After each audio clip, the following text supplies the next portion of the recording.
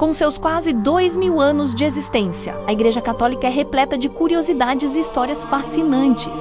E no vídeo de hoje, iremos te contar 7 incríveis curiosidades sobre ela que provavelmente você não sabia. Prepare-se para uma viagem no tempo que vai mudar a sua percepção sobre a maior e mais antiga instituição cristã do mundo. Vamos começar com a primeira curiosidade. Você sabia que a Igreja Católica é a única instituição cristã cuja fundação está registrada na própria Bíblia? Isso mesmo! Em Mateus capítulo 16, versículo 18, Jesus diz a Simão: "Tu és Pedro, e sobre esta pedra edificarei a minha igreja." A palavra Pedro, no original grego Petros, significa pedra. Essa passagem é fundamental, pois estabelece a base da autoridade papal. Logo em seguida, Jesus dá aos apóstolos o poder de ligar e desligar na terra e no céu, conferindo a eles uma autoridade espiritual única para guiar a comunidade dos fiéis. Essa é tipo uma certidão de nascimento da igreja, diretamente das palavras de seu fundador Jesus Cristo. A segunda curiosidade é uma consequência direta da primeira.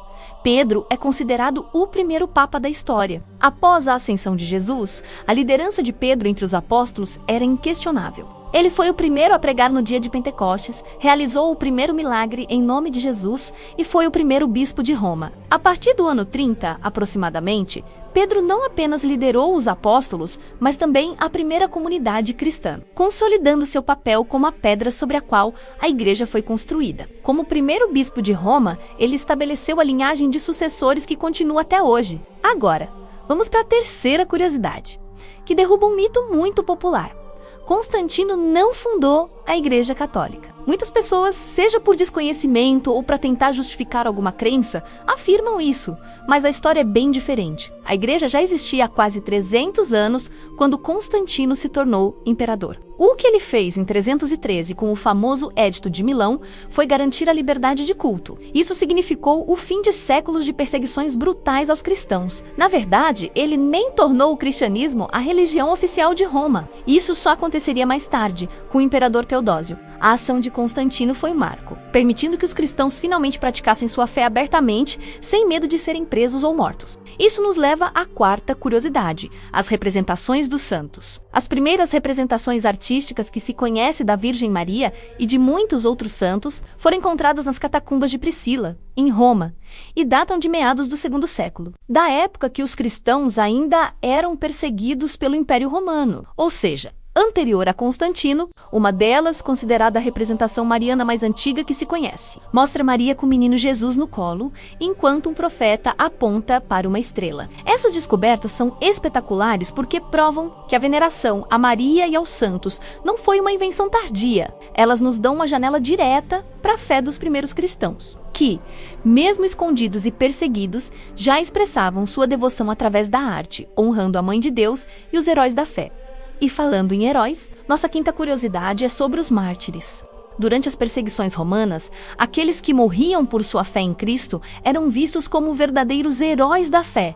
Sua coragem diante da tortura e da morte era uma fonte de inspiração poderosa. Eles eram o exemplo máximo de como seguir Jesus, imitando sua paixão e morte. Muitas vezes, o testemunho de um mártir era tão impressionante que muitos dos próprios pagãos que presenciavam o martírio se convertiam ao cristianismo ali mesmo. Impressionados com tamanha fé, a memória desses heróis era honrada, e seus túmulos se tornaram os primeiros locais de peregrinação, lugares sagrados onde os fiéis se reuniam para rezar. Essa prática nos conecta diretamente à sexta curiosidade, a oração e a veneração aos santos. Essa devoção não foi imposta por nenhum papa ou concílio séculos depois. Ela surgiu de forma espontânea, orgânica, já na igreja primitiva. Logo após os primeiros martírios, os cristãos começaram a honrar esses heróis da fé.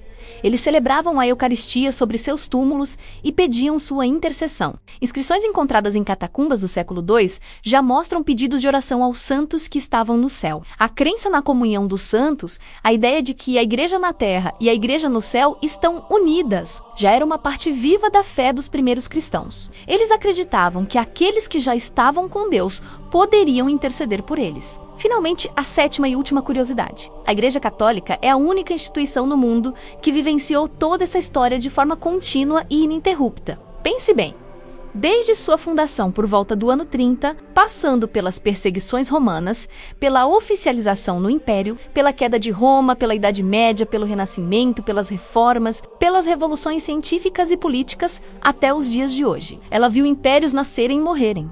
Sobreviveu a guerras, pragas e incontáveis crises. Como disse Jesus, as portas do inferno não prevalecerão contra ela. É uma jornada de mais de 2000 anos, uma história viva que continua a ser escrita a cada dia. Nenhuma outra organização no planeta tem uma história tão longa, contínua e documentada.